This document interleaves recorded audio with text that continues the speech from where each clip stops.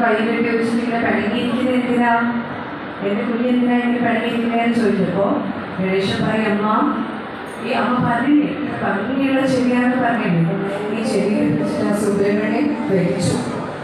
അപ്പോൾ പറയാണ്, നമ്മുടെ മനുഷ്യർക്കൊക്കെ ചെടി ഇത്രയേ ഉള്ളൂ, നിന്റെ മക്കൾ ഇങ്ങനെ വലിയ ചെടിയാണെന്ന് പറഞ്ഞ് എൻ്റെ കളിയൊക്കെ അതിനെ പിടിച്ച് കഴിച്ചു. അപ്പോൾ സുബ്രഹ്മണ്യൻ പറയും, അമ്മ സുബ്രഹ്മണ്യൻ കുറച്ചുകൂടി സീരിയസ് ആണ്. കാര്യം ഗണേശനെക്കാട്ടും എഴുതാണെങ്കിലും ആൾ കുറച്ച് സീരിയസ് ആണ്. അമ്മ ഇവൻ എൻ്റെ മുഖത്ത് നോക്കിയിട്ട് പറയുകയാണ്, സാധാരണ മനുഷ്യർക്കൊക്കെ 2 കണ്ണേ ഉള്ളൂ, നിനക്ക് മാത്രം കണ്ണോടെ കണ്ട് എണ്ണി കളിയാക്കിയല്ലേ 1 2 3 4 എന്ന് പറഞ്ഞിട്ട് എണ്ണിക്കൊണ്ടിരിക്കുക എന്നെ കണ്ണ് നോക്കി. അപ്പം സുബ്രഹ്മണ്യൻ പറയും, അമ്മേ എൻ്റെ തുമ്പിക്കൈയില്ലേ, അമ്മ ഇപ്പം പറഞ്ഞില്ല ഇത്ര സുന്ദരമാണ് പറഞ്ഞില്ല, ഈ തുമ്പിക്കൈ വേണ്ടിയിട്ട് അവ പറയാം മനുഷ്യന്മാരോട് എത്രയുള്ള മൂക്കാണുള്ളത്, നിന്റെ തുമ്പിക്കൈ ഇത്ര വലുതാണെന്ന് പറഞ്ഞിട്ട് അവൻ്റെ ശൂലം വെച്ചിട്ട് അളന്ന് നോക്കുക എൻ്റെ തുമ്പിക്കൈ.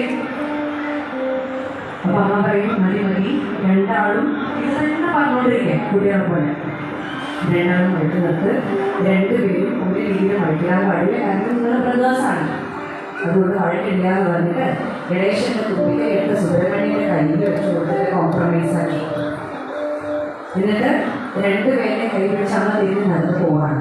അപ്പോൾ ഗണേശൻ ഇവിടെ നിന്നിട്ട് പറയും, എൻ്റെ കയ്യിലെ അച്ഛൻ്റെ പാമ്പുണ്ട്, ഞാൻ കൂട്ടിയില്ല. അപ്പോൾ സുബ്രഹ്മണ്യൻ പറയും, എൻ്റെ കയ്യിൽ മഞ്ഞിലാണുള്ളത്, പാമ്പിനെ ഞാൻ ദൂരെ അറിയും. അപ്പോൾ ഗണേശൻ പറയും, മസിലുണ്ടാവും ഇതിനെയാണ്. അപ്പോൾ സുബ്രഹ്മണ്യൻ പറയും, ആകെ പാടി ഇത്തിരിയും എൻ്റെ കയ്യിൽ ശൂലമായിരിക്കും ഇത്തിരിയിട്ടു. അങ്ങനെ പാർവതിയുടെ പുറകിൽ രണ്ടാളും വഴക്കിക്കൊണ്ടിരിക്കുന്നത് പാർവതി തിരിഞ്ഞ് നോക്കിയിട്ട് പറയും, എണ്ണി പോകുന്നു 2 പേരും പാർവതി. അങ്ങനെ നമ്മളെ പോലെ 2 പേരെ കോംപ്രമൈസ് ആക്കി പാർവതി കൂട്ടിയിട്ട് പോകും. സുപ്രീസ് വാച്ചിൽ എൻജോയ്.